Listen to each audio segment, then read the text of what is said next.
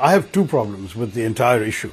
The first one is 50%, which ostensibly will keep the same proportion, the same percentage, is actually a mathematical illusion. And I gave him the example, if your salary is 2 lakhs and your driver's salary is 20,000, and you say we'll both get a 50% increase, your salary becomes 3 lakhs, your driver is earning 30,000, aren't you that much more better off than your driver is? You have that much more disposable income to do what you want.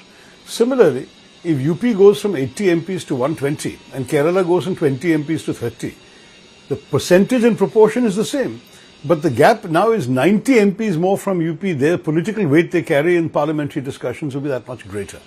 That's the first objection. My second objection to delimitation, as the government is proposing it, is that it completely short-circuits an essential national conversation we need to have. And the conversation has to be about everything, about the principles at stake and about the practical methods at stake. Do we have one man, one vote, one value? No problem, good principle. But do we also have one state, one equal partner, one value? We don't have that in this system. Secondly, do we really want a parliament of 850 people? No democracy in the world has it, because such a parliament will be useless. It will never be able to discuss. It will never be able to have, there will be lots of members who will have no chance to ask a question, challenge a minister, post a 0 hour, raise an issue of their constituency, or participate in a debate. Especially with a government right now that is gradually reducing, session by session, the number of days Parliament is meeting. So you're going to have something more like the Chinese People's Consultative Conference, where you have 1,000 delegates and the great leader comes in, everyone thumps their table, there's no real discussion, there's no real unanimity. That's not what a democracy needs. So the answer they give is, but our population has gone up so much since the numbers were settled at 543 in 1972. To which my answer is, in America, since 1929, they've been stuck at 435 House of Representatives. Their population has tripled, 3 times greater today. But they know that you can't have a much larger house because there will be no meaningful discussion. So they've kept the same number, and each representative, or MP as we would call them, represents more people. Now there is one more thing to be said. They say, how can an MP meaningfully represent 2.5 million people, for example? The question is, represent in what way? What are MLAs for?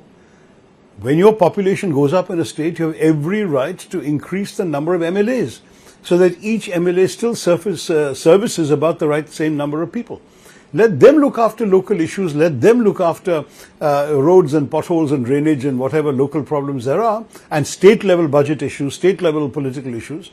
And let the national parliament only be for national issues. Then you can be comfortably under 600 and there'll be no problem. But all of these issues need to be discussed. So many other countries have grappled with similar issues. European Union also has 27 states. We have 28. What does European Union do? They say the smallest states will have a minimum number of MPs. The biggest states will have a maximum number. So there can never be too much of a gap. Your population in Malta or something will be 800,000 people. Your population in Germany will be 80 million people. But there isn't, 100 times gap between the Maltese number of MPs and the German number of MPs. There's one possible approach.